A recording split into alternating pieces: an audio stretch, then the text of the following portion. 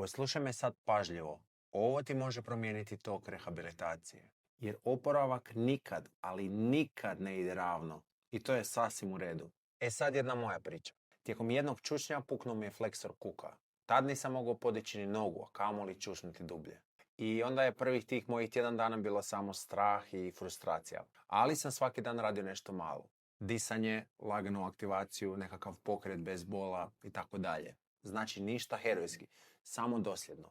Fiziologija adaptacije je vrlo jasna. Tijelo ćeš promijeniti kroz ponavljanje, a ne kroz forsiranje. Ako ideš prebrzo, onda se ozlijediš. Ako ideš presporo, ne napreduješ. Ali ako ga stalno učiš da je sigurno, tijelo se vraća još jače. Ja danas radim čučanj bez boli. Ne zato što sam nešto forsirao, nego sam jednostavno bio dosljedan. Zašto? Zato jer konzistencija pobjeđuje sve. Zato želim da ovo zapamtiš. Tijelo te uvijek sluša. Samo mu daj dovoljno vremena da ti ono uspije odgovoriti.